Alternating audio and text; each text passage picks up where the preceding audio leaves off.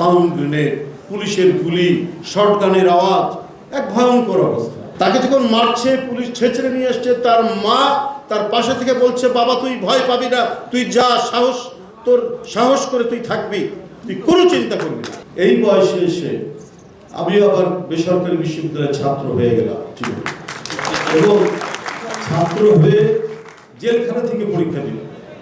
Private বিশ্ববিদ্যালয়ের ছাত্ররা কেউ কারাগারে গিয়ে আন্দোলনে জেলখানা থেকে পরীক্ষা দিয়েছেন, খুব নজির কম। কারা কর্তৃপক্ষই আমাকে এটি বলেছে, যাদের আত্মদান, যাদের আত্মোৎসর্গ, আমাদেরকে কমপক্ষে একটু জোর গলায় কথা বলার স্বাধীনতা দিয়েছেন।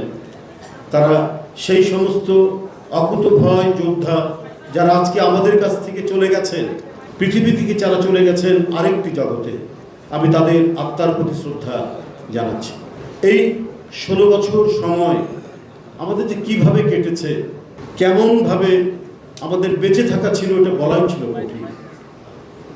নিজের কথা অনেক সময় চলে আসে বলতে গেলে, কারণ প্রত্যেকেই একেবারে তৃণমূল গ্রাম অঞ্চল থেকে জাতীয় পর্যায় পর্যন্ত কারো ফ্যাসিবাদের থাবা থেকে রক্ষা পাওয়ার কোনো উপায় ছিল না। গ্রাম অঞ্চলে কেউ একটা স্লোগান দিয়েছে, তার আশ্রয় হয়েছে, রাত্রে পুলিশ ঘিরে ফেলেছে, হয় গ্রেপ্তার, তাকে থেকে পালিয়ে গিয়ে বাঁশ ঝাড়ের মধ্যে থাকতে হয়েছে, খালের ধারে থাকতে হয়েছে। এবং 16 বছর জীবনটা এইভাবে কেটে গেছে। ভাইকে ধরতে গেছে, বোনের গায়ে হলুদ দিচ্ছে, ভাইকে কেন পাওয়া গেল না?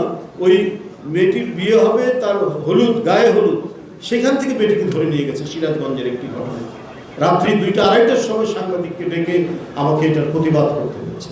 ফ্যাসিবাদ কাকে বলে? কিছু টুকটাক বই পড়েছি, সেখানে যে ধরনের সংজ্ঞা দিয়েছে তার চাইতেও ভয়ঙ্কর পরিস্থিতি আমরা দেখেছি। আমি গ্রেপ্তার হয়েছি 19শে জুলাই। সমস্ত মোবাইল এবং আমাদের যে কথা বলা হোয়াটসঅ্যাপে সব শাটডাউন। কার সাথে যোগাযোগ করবো? চেয়ারম্যান সাহেব লন্ডন থেকে তিনি বললেন, যেভাবেই হোক আমিনুল আর মজদুর সাথে একটু যোগাযোগ করেন, কারণ আজকের দিনে, এটা গতকাল রাত্রে বলেছেন, 1 বছর আগে, আজকের দিনে বিএনপি একটা প্রোগ্রাম দিয়েছে প্রেস ক্লাবের সামনে, যেভাবেই হোক আমাদের এই প্রোগ্রামটা সাকসেসফুল করতে হবে। সেটাই হচ্ছে 19শে জুলাই। তো যাই হোক, এখন উনি নানাভাবে চেষ্টা করে আমার সাথে যোগাযোগ করেছেন, আমি আর কোনোভাবেই করতে পারছি না। কারণ যোগাযোগ করতে হলে নর্মাল টেলিফোনে করতে হবে, আর হোয়াটসঅ্যাপে করা যাবে না। আমি একটা নর্মাল টেলিফোন জোগাড় করে, কারণ আমাদের সব তো হোয়াটসঅ্যাপে, কার নাম্বার খুঁজবো আর কোথার থেকে নাম্বার করবো, কষ্ট করে মজদু আর আমিনুলের নাম্বারটা জোগাড় করে বললাম যে তাড়াতাড়ি ভালো করে অর্গানাইজ করে যাতে প্রেস ক্লাবের সামনে আমরা একটা ভালো শোডাউন দিতে পারি। আমি এইটা তাদের যোগাযোগ করলাম, তখন আমি নিজেই যাওয়া শুরু করলাম, যে আমি তাহলে আগেই যাই, গেলে পরে ওরা একটু সাহস পাবে, আমার কথা শুনলে আমি প্রেস ক্লাবে আছি, লোকজন আসা শুরু হবে। সাউন্ড গ্রেনেড, পুলিশের গুলি, শটগানের আওয়াজ, এক ভয়ঙ্কর অবস্থা।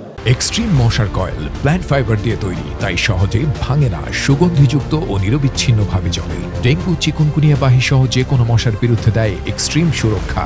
এরপরে আমার মতো একজন মানুষ, যাকে একটা স্টিক নিয়ে চলতে হয়, আমাকে একেবারে 50-60 জন পুলিশ ঘিরে নিয়ে চলে গেল। যাই হোক, এইটা হলো অবস্থা। কিন্তু আজকে আমি এই কথাগুলো এই জন্য বলেছি, অনেকে নানাভাবে নানা কথা বলছে যে বিএনপির 142 জন ছাত্রদলের ছেলেই মারা গেছে, আরও অনেক, টোটাল বিএনপির প্রায় 422 জন বা তার চেয়ে তো বেশি, 450 মতো মানুষ মারা গেছেন এই আন্দোলনে।